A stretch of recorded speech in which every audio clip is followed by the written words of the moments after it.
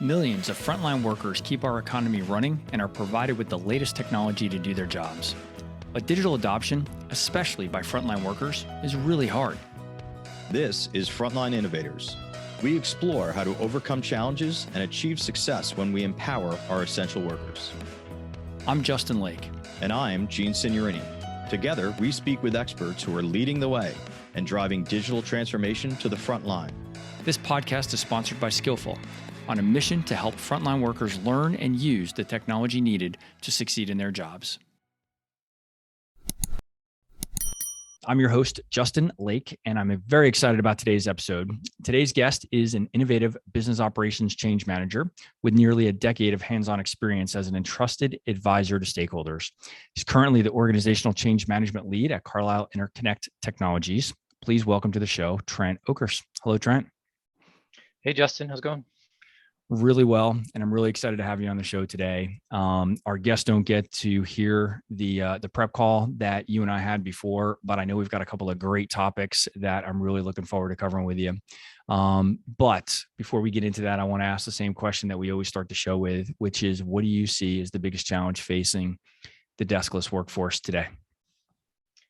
I think it's pretty similar to what we all face working remotely, is that's connection, but they've dealt with it a lot longer than we have. So the human connection, I think, really helps people learn, helps them grow. So the struggle has always been, how can you, as a remote individual, connect back to those who are trying to help you, or connect with those that you just want to have a personal relationship with? Because that's one of the joys of work behind all that we do every day, is making human connections. So what I saw is people, when they're working remotely, is they want to discuss thoughts, they want to discuss family, and really taking time out of what could be a regular business call to establish that relationship is a big challenge and important thing that needs to be done. So the connection, they have a better connection with customers than they do with their own company. So how can you make them feel a part of the company culture being remote? I think that's one of the largest challenges. Yeah. Do you think it's interesting you say that? We've talked about this a few times lately about the impact of, Teams and Zoom. I know for us knowledge workers that spend our time at a desk or working from home today, our schedules seem to be 30-minute and 60-minute blocks of Teams and Zoom calls, throughout the entire schedule. And I've noticed for us, that means that there's very little time in between for kind of chit chat. And I wonder how that's affecting the men and women that are out on the front lines, and if they're feeling some of that same restraint or constraint. What are your thoughts on that? Yeah, I'm sure. Yeah, I'm sure they probably are, because you take into the fact that sometimes they have regular meetings, but they also have customer calls. Because even though we've got a desk, their lifeline is their mobile phone. So they're always taking calls while they're driving. Then they get off for meetings, and then, I got to do the regular job of, say, doing a roof repair or doing an install. I think they probably feel a pinch more than we do. Yeah. And less time to connect, more time to work, or at least take calls and all those different things while on the road. Yeah, I think so too. I think I don't know if we've figured out exactly what the solution is to that yet, although there's probably a case to be made for scheduling some time to talk about things other than work. I actually had a podcast guest earlier today who talked about actually doing just that. She actually set up something with her team where every single day throughout the year, she posed a question to the team that had absolutely nothing to do with work whatsoever, just to stimulate conversation about something other than, what are we talking about in the Teams or Zoom call today? I thought that was a pretty neat idea. Just to kind of remind us that we all have a life outside of, work orders and customer inventory. Sure. I think one thing we did back in my old position is we had regular regional conferences and time for the different field service reps to come and meet together, whether it be quarterly and even actually on an annual basis, bring everybody from across the country together. And that actually provided them a great opportunity to bond and talk about difficulties that they face from their peers, which that us desk workers can't necessarily relate to. So giving them a chance to blow off steam with some of their peers was really helpful in what we did with our mobile workforce as well.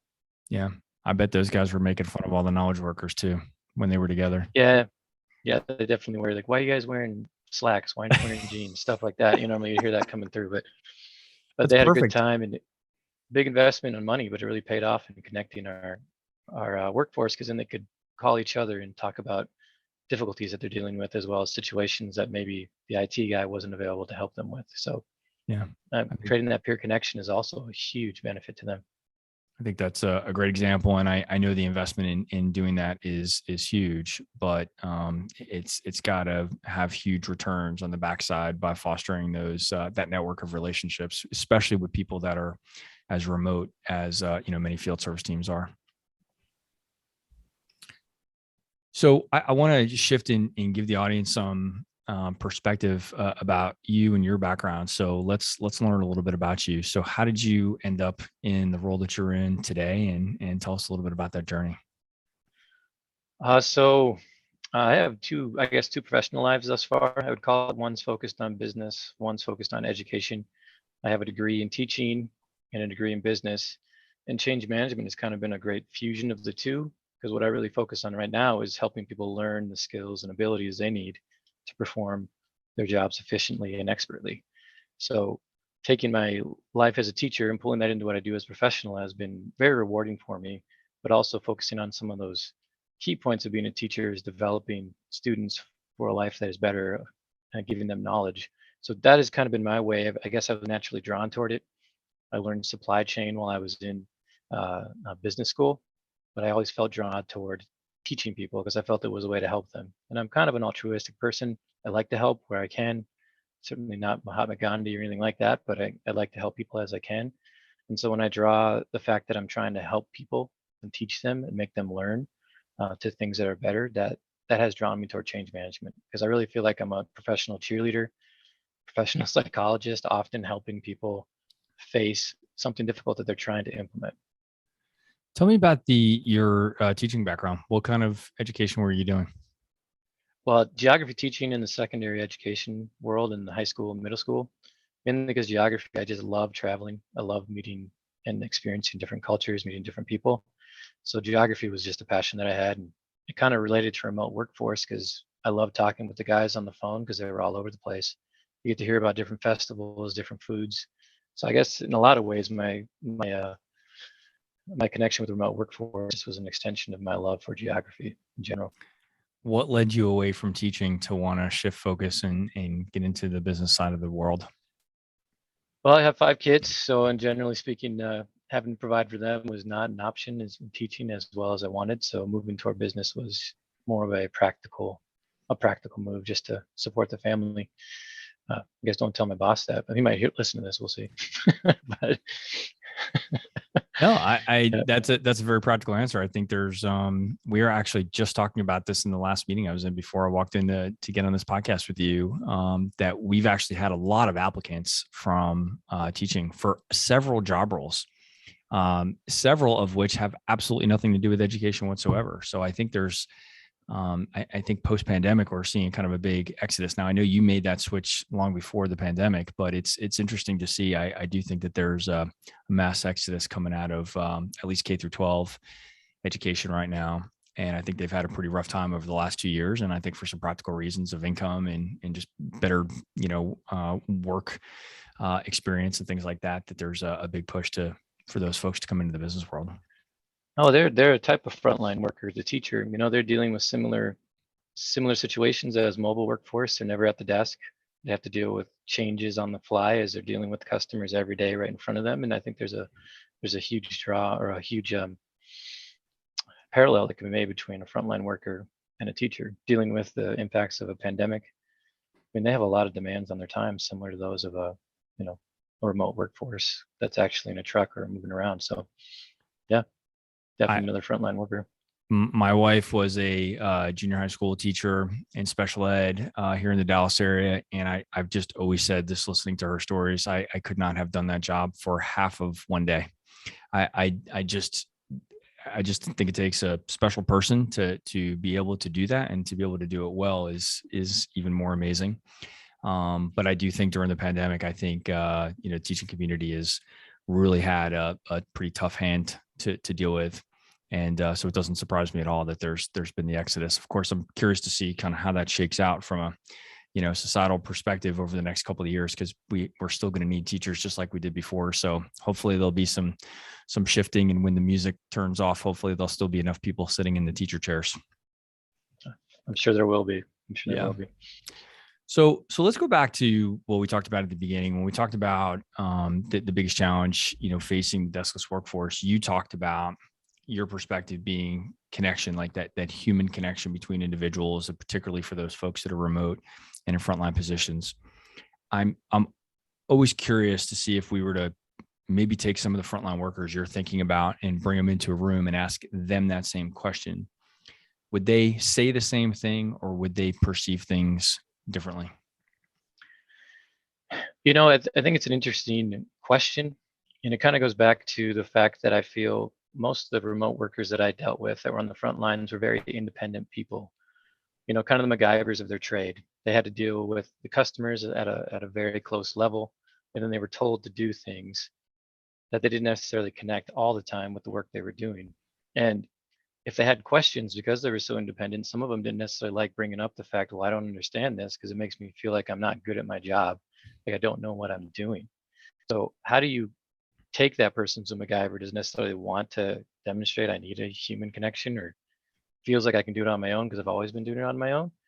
And that's why I feel the human connection, because if you watch them look across the departments, they would call certain people in our warranty services group, because that's part of what I worked for or worked with as a change management lead in Carlisle Construction Materials. I worked with field service reps, and they were out doing roof repairs and investigating things, but they always seemed to draw or hone up with someone that they felt they could trust. And then that was a person that could be like, hey, I don't really understand this. Can you help me get to that? So how do you treat a MacGyver who's very intelligent, very smart, very hardworking? How do you tell them, well, you need to learn this to make your job better, even though, hey, I'm a guy sitting in an office telling you that this technology or whatever process can improve your output. It can be almost like an insult. So you need to have this personal connection, like I said, to really help guide them to the point where they understand, hey, well, there's a benefit to that. And maybe it's even perhaps my idea. Can you convince them it's their idea rather than your idea? Can you really get them on board? It takes a personal friendship in many ways. Otherwise, you're fighting it all the way. So what are some things you can do to show them you're their friend? Well, the way I did with it, I went and trained in their jobs. I passed the certification to be a field service rep. It took me like, I don't know, 3 months to learn all the different specifications of a roof. And they were out there training with me. And that really helped my job because they saw that, hey, I've gone through the same tests you went through.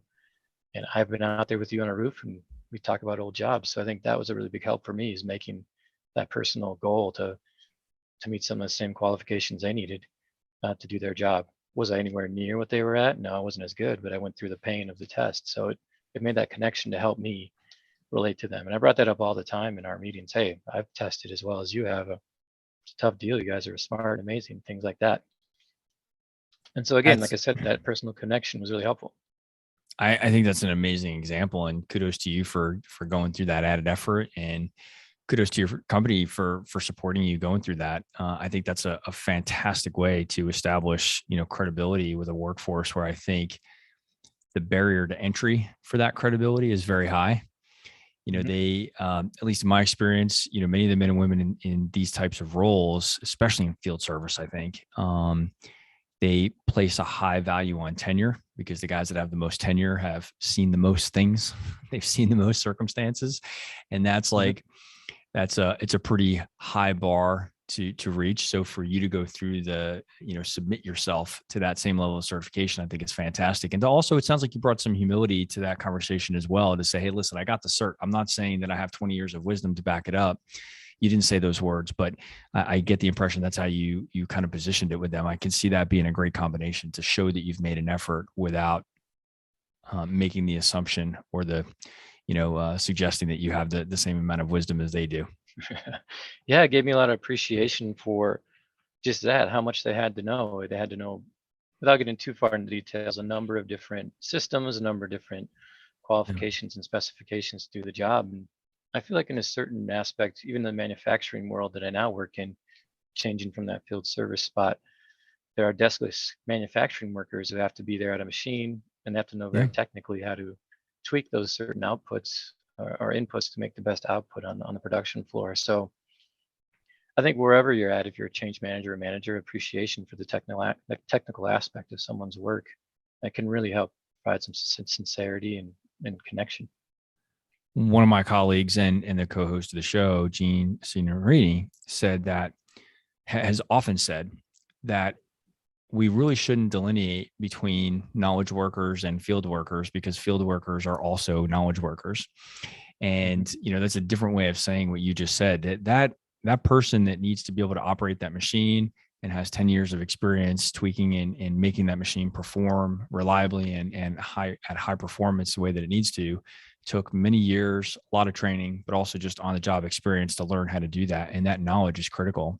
And it ties back with something else that you said, which I think is so important for this workforce, which is that by asking questions about things when they're dealing with change, it can, and I think the exact quote is, it makes me feel like I don't know my job. Right. And I think that's a really powerful influencer when we're talking about change, because I've witnessed this firsthand. I've been in classroom training environments where I've seen a trainer ask, does anybody have any questions? No, nobody puts their hands up, and everybody walks out of the room, and 80% of the people don't really know what they need to know. And it's not because the trainer wasn't effective, but I do think that there's a bit of a dynamic there where people don't necessarily want to raise their hand and acknowledge that they don't know something. And I think it comes from so much of their self-worth in their job as a profession is based on them knowing so much stuff, right? Do you see it the same way, or am I maybe missing even yet another angle on that? No, I think they really do feel that way.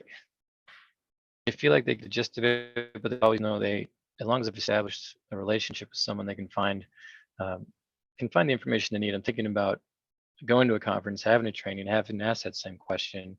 Does anybody have any questions? No one raises their hands. And then the next day, I see them calling the warranty services call center folks that they trust. And so it took a minute for me to recognize that, and then say, well, because these people feel that way, they don't necessarily want to raise their hand in a group setting. They like the individual one-on-one connection. I had to help train some of the call center people to be able to recognize, hey, they're going to call you later. Make sure you understand this. Communicate this message so we're all on the same page. And it was a group effort to have a coalition, a coalition of educators, not just the person doing the frontline training, but a person that's going to be doing the reinforcement in the back end. And that's a really big part of change management, is building a coalition of individuals who understand the key vision, and then support it through the number of interactions that they have, emails and team meetings and one-on-one conversations at the different levels that we have them. So I think that's one thing I've enjoyed about the change management principles I've learned, is you have to advocate for people to advocate your vision. It's not, you know what I mean? You're not just the only one selling what you want to be done. It's you have to get other people on board to communicate that same message so they can support the friends that are going to call them later and ask, well, hey, did you really appreciate that message? Do you think that's the process we need to do?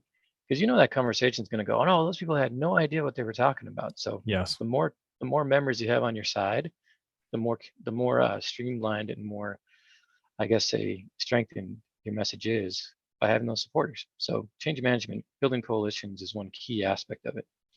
And that's really a lot of what I focus on today is I have what I call change management roundup calls, where I've identified key supervisors, key subject matter experts, or change agents, people that have influence or functional expertise in an organization. I like to get them on a call and have them in a smaller group ask me questions, because they're more willing to ask those questions in a one-on-one or closer to one-on-one conversation. So building a coalition was always key with those frontline workers.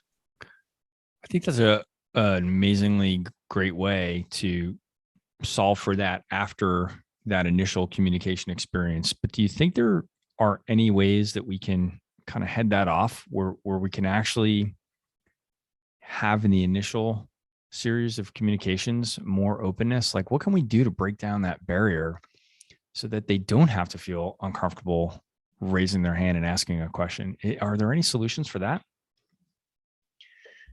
Perhaps it's just having experience and wisdom with them as a person. They'll be more comfortable with you the more time you spend. But research does show it takes a person 5 to 7 messages to internalize a particular vision or a particular message. That's something that ProSci teaches in what their ADKAR model is. So it's more messaging, perhaps, because it's always going to be questioned and never really going to sink in until you hear something a number of different times. It's like my children. I got to tell them over and over again to do certain things. I think my wife would say the same thing about me. So Yeah. for me, it's probably more like 7 to 10 instead of 5 to 7, but we don't have to debate that here. Okay, that actually makes a lot of sense. And I'm kind of curious, just going back to the frontline workers and kind of talk about the pandemic. Do you think that, and I think in your case, many of the frontline workers, I think in your realm today are probably folks in the manufacturing floor versus the field service technicians that you were working with, previously.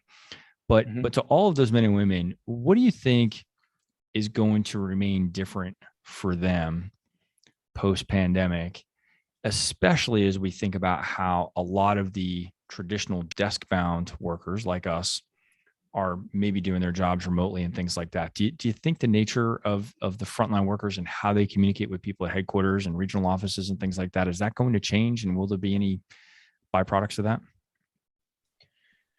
That's a good question. I think I would hope one byproduct is it'll become easier for them because all of us now have a better means of communicating virtually. It's something that has, because the pandemic has become widespread. So I'd hope that it becomes easier for them.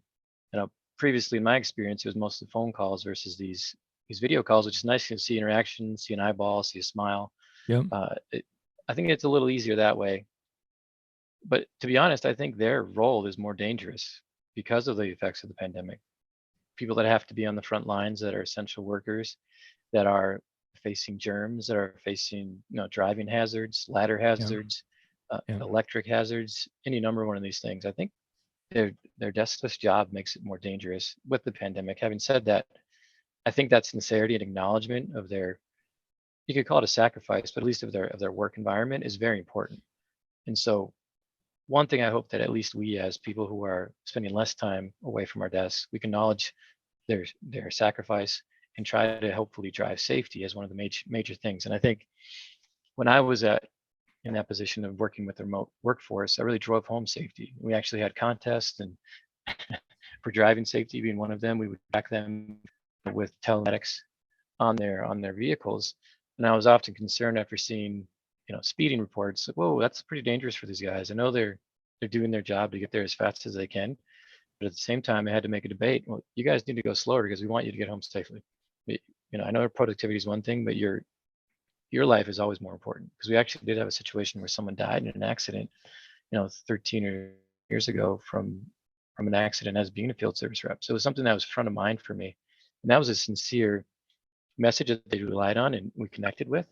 And so I think that also built that relationship of trust. So if someone's trying to make a connection with a mobile field service representative, I think concerned about their safety and them getting home on time, getting home safely is a key part of establishing a relationship of trust. So developing policies. Eventually we did a drawing for the person who was driving the safest, and we give away gift cards, $50 to the top drivers with the best driving scores I think it was every quarter we did it. But they were concerned about it. Like, yeah, I need my money. Hey, they joke with me like, hey, why did I get driven this time? This guy, we be joking around about it. It was just another avenue for that connection. So in general, I think it's time, it's sincerity for that connection. And like I said, your original question wasn't necessarily about that, but it led into that discussion that yes, pandemic has changed some things, but focusing on their safety is always going to be a key part of it for me to really establish that relationship. But hopefully it's gotten easier, at the same time more dangerous with the pandemic. Well, so your discussion about safety, I think, is in a similar category as training often is, which is that we tell these men and women that they need to continue to refine their skills. In your example, you were telling them that they need to be operating their vehicles as safely as possible. But in many cases, the metrics they're actually being measured by are more output, performance-based metrics. How many work orders did you accomplish, right? How many things did you sell? How many miles did you drive, right? All of these other things. And so they're a bit in conflict. And I'm curious in your experience with that, with putting such a heavy emphasis on safety, did the culture support letting off the gas a little bit? I wasn't even trying to be funny with that, but like letting off the gas and in terms of your expectations for output to free up their space in their day to also be safe, because I feel like those things could be pulling in opposite directions. I think you're absolutely right. And I was fortunate to have a great, we had a great boss of our warranty service team over the entire group. And he was the one who actually put in down the money to support that drawing as well as invest in this telematics software. So I think his vision and his support of it was fine. And there's actually an understanding where we looked at a holistic view of what they did. We took into account, size of the job, the amount of work they had to do, square feet. We took into account the miles they had to drive, as well as the number of jobs and outputs that they did. So it was a holistic view, also adding on their safety scores.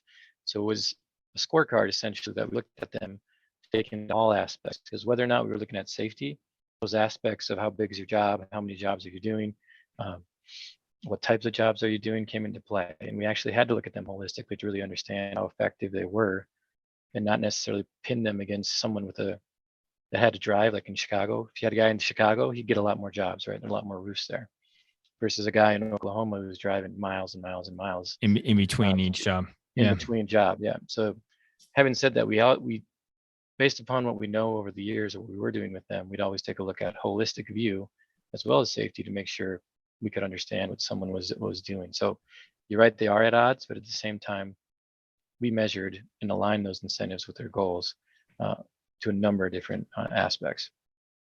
I think that speaks to the importance of just the cultural support inside the organization to tackle all of these things, because at some time you fill up with too many competing obligations, safety, training, job performance, right? And we know when you think about it strategically, of course you can't have one without the other. But I do think that there's a lot of pressure for many of the men and women that we've been talking about here they're under the gun to perform, to get more work orders done. And so it does take a cultural openness to recognize that these are investments both in training and safety and things like that feel in the short term like they're not helping us get our output, but absolutely in the long term are actually ensuring success for the individual, which therefore, ensures success for the company. Yeah, exactly. And I think it helped in our situation as well. We had people who had been promoted from within from that position all the way up to our highest ranks within the organization. They were field service reps. So they had already gone through and done those jobs. They'd done inspections or they'd done the driving. They had the weekly output they needed to get. They'd spend the extra hours to get the work done. So there was an understanding there of the difficulty that they faced, which was helpful. Yeah. Can you tell our audience about that story? That's a great way to start a story, right? SAP and clean rooms. Well, SAP, for people who don't necessarily know, that's an ERP system or a manufacturing system used to produce, create, deliver, and record the production of products that are being sold. And we recently, in my current role, launched a new version of SAP from a different system. And so in that world, since my current job's in aerospace, I used to be in roofing, but I'm in an aerospace industry. They have clean rooms where they need to make sure that the products are made aren't going to get dirty, because that can cause issues when someone's in space. It's an interesting change from a dirty roof to a very clean aerospace product. Very different. But because of that, there was a physical separation. There were walls, there were doors from the entire group, and actually to get in there, you had to put on this whole white hat, and I think you even had to have a mask on, which wasn't a big deal in the pandemic, but you had to have a mask on and get the booties on and everything. And it was different even training someone within that physical manufacturing realm within a clean room than it was a person outside those walls. For some reason, the message was not getting through to the people in the clean room because there was less time with the trainer spent with them. So I decided, hey, I'm going to go ahead. I'm going to get that little clean room suit on. I'm going to go help them and answer their questions. And that was during the week of Go Live. And I think it's a lesson learned because I realized myself it's important to make a distinction and jump over that physical wall. But the failure was we made the process too difficult, because even though we had this new technology that would have provided a big advantage for the real advantage we were trying to get with the technology we're teaching was to track their work closely rather than estimate it, because then we can have a better idea of the margin, right? And it's similar to a mobile workforce. Tell them exactly what you did, when you did it, and why. But in this extent, if it's hard to track that, it's more of a waste of time. So we spent a lot of time, got my clean suit on, my white suit on every now and again to go in there. And then eventually we had to say, you know what, these people are working very hard. We need to estimate it because this is too difficult for them. And so the failure was we didn't train them well enough beforehand that they didn't want to adopt it. But still, what I learned from that lesson was it's important to go beyond that physical barrier to try and meet them. And they were greatly appreciative and sincere of it. And they gave it more of a chance when I was in there. We just perhaps needed to have more people in there early on because we waited 2 or 3 days to get someone in that clean room. So, yeah. When it's interesting, one of the things you were saying, and I want to make sure that I'm understanding this right. It sounds like the change that you were trying to implement was actually costing them a bunch of effort. Is it also true that they weren't really the beneficiaries of that added effort? Like it wasn't really, it was just extra work for them and they weren't getting any benefit from that extra effort? Yeah, exactly. It was main benefit to the accountant and people who are creating routers to track and create plans and estimate a production, but it was not a direct benefit for them. And it was very hard for them to connect that benefit back to how it would play out in their daily role. So there wasn't really a whole lot of in it for them except more work, except for generally overall the production would be better planned. And they didn't connect to that. So I think there was still some more we could have done to sell that story. But in general, we just switched to a different way of tracking. Yeah. So it was a difficult one. So I hear from so many folks with change management backgrounds that it's important to communicate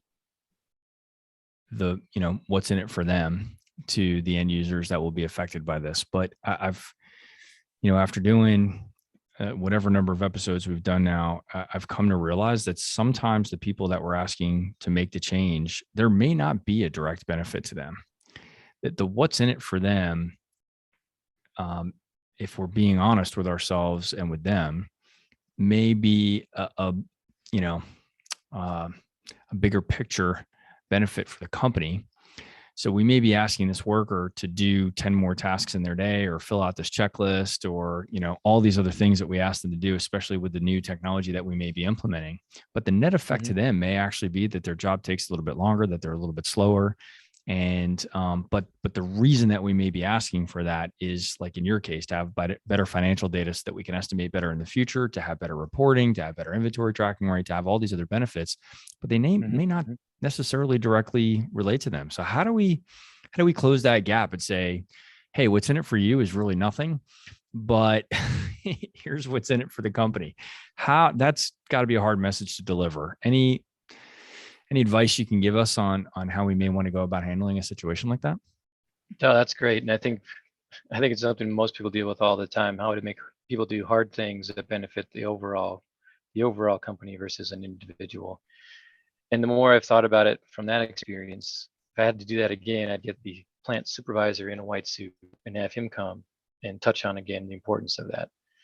Because research has shown, coming from ProSci, that an active and visible sponsor is the greatest indicator of success, the greatest multiplier of a change.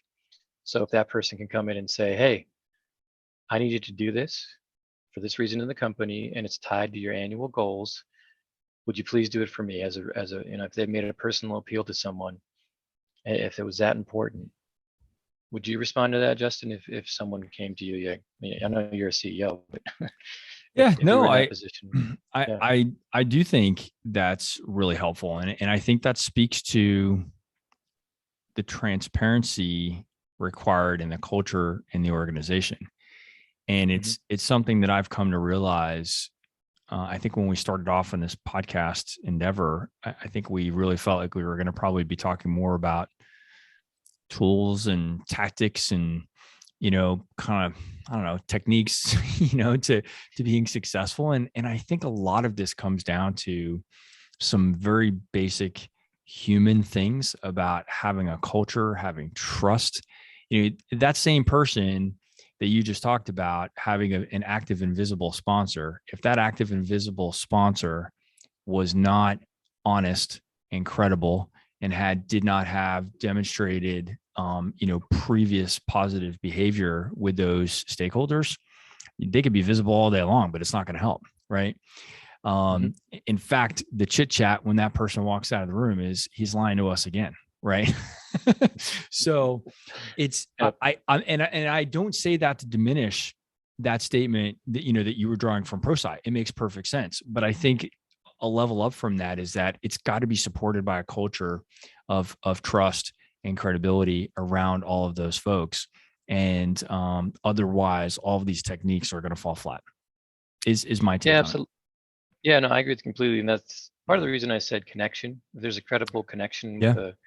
with the sponsor or the leader of an organization, if they have integrity, Yep. if they're open and honestly saying this is difficult, I know it sucks, or whatever it may be, but if they're really listening to the individual, their word and their direction can come off across more powerfully. And I think that's why, go to these Harvard Business Review articles and these different articles in the Times that always come back to leadership being about culture. It seems very simple. If it were simple, I wouldn't have a job. I wouldn't be a change Of manager, course. right? And so I honestly feel like a lot of what I teach and a lot of what I do is simple in theory, but difficult to implement in practice. So anybody that has methodologies or experience or wisdom they can share with me, hey, give me an email. Maybe Justin can provide it. But I think there's just a lot to be learned about dealing with humans in general. And that's the joy of change management, is looking at the human side of what we do. Because in the end of the day, we're all working to live, not living to work. Exactly.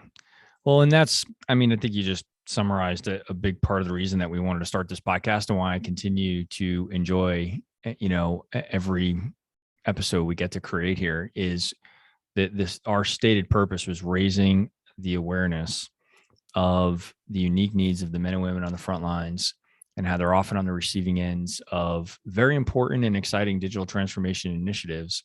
But we have to really be deliberate about how we think about them and the change that's going to impact them, and how there just might be some circumstances that make their situation a little bit different than rolling out an ERP solution to the accounting team. And I don't know why I always bang on the accounting team, but they have a different education background. They have a different working profile, right? There are a lot of things that are different about that. And I think we owe it to the men and women in the field to really just be more thoughtful about how these changes are going to impact them. And even if we have to be honest, something that I've learned from you today is just the impact of culture and leadership, and thinking about maybe if we have some deficiencies there, then no matter what fancy techniques we try to apply, maybe we need to fix the leadership and culture issues first before we try to implement that change. Otherwise, it's going to fall flat.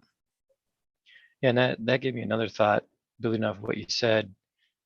The accountants and the white collar workers like myself, like you, we have a chance to interact with those leaders, right? We have, just because we're in the same office. Right. So if there was a way to perhaps make a movie or a small video from a leader, which I've actually done, we've had leaders before ERP implementations, our CEO make a message directed at those manufacturing workers who were launching the software. That was our attempt to make that connection. Is there something like that you can do to make a personal plea? I mean, a video is a video. It's not personal, but it's an attempt to acknowledge the efforts of individuals. Yeah. Well, and again, it all these things are intertwined, right? The integrity and credibility of the person delivering the message and how they deliver the message, and what it is that they're saying in that message are all going to affect the success of that communication, right?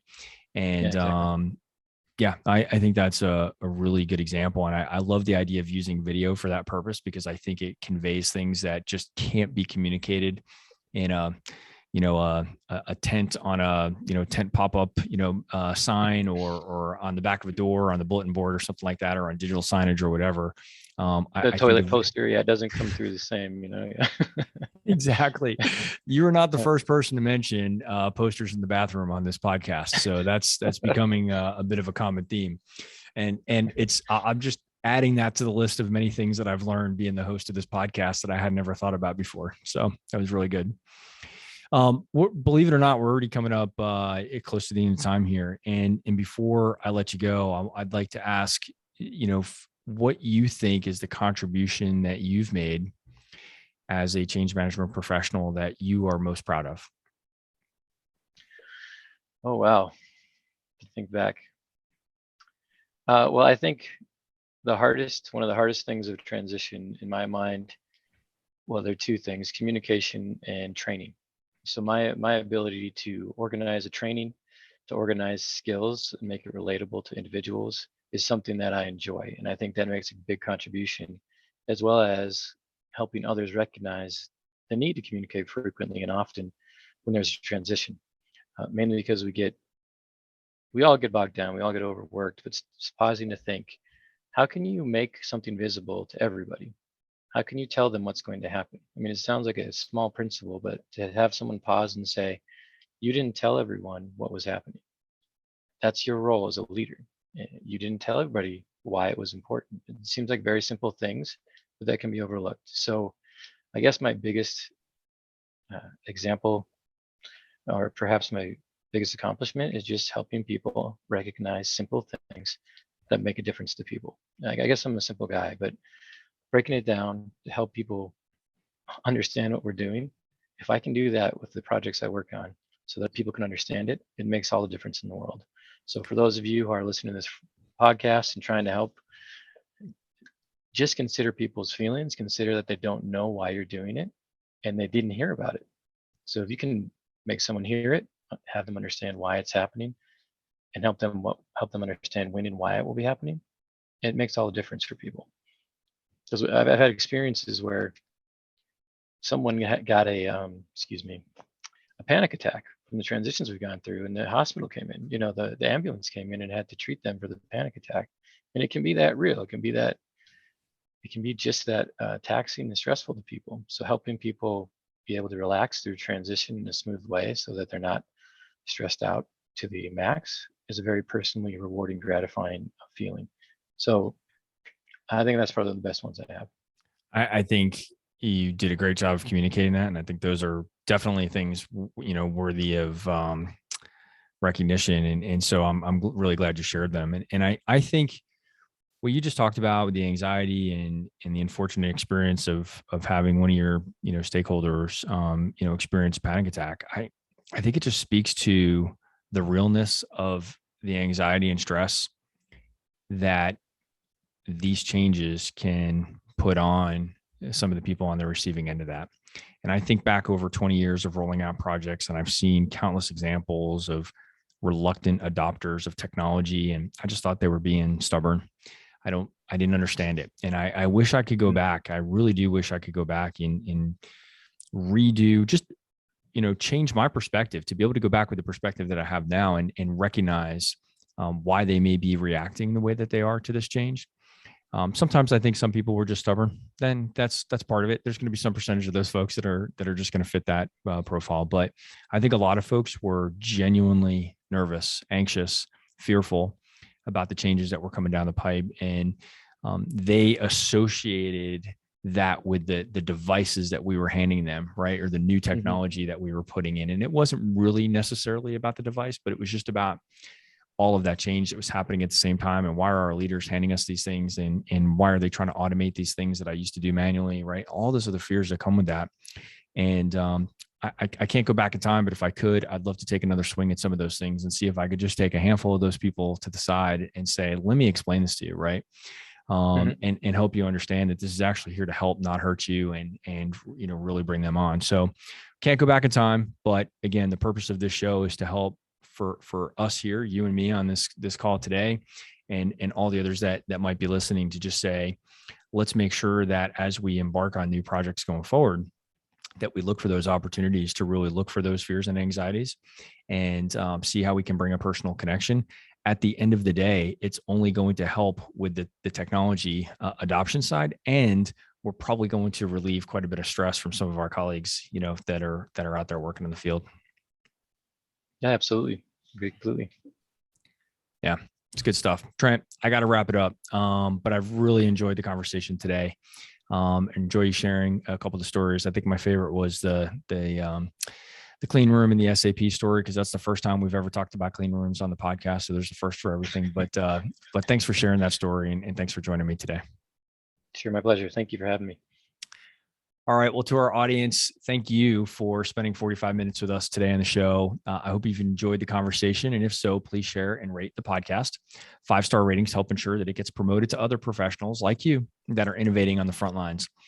And remember that this podcast is sponsored by Skillful, the mobile digital adoption platform for deskless and frontline workers. Visit the website at skyllful.com. And we're always looking for new guests. to have on the show. So if you or someone else you know is out there innovating on the front lines, we'd love to hear about it. We are starting to really build up some referrals, which has been fantastic on the show. So if you know of anybody out there that would make a great guest on the show, please reach out to me on LinkedIn and share your story or their story. Either way, we'd love to get them on the show, and we'll see you on the next episode. Trent, thanks for your time today.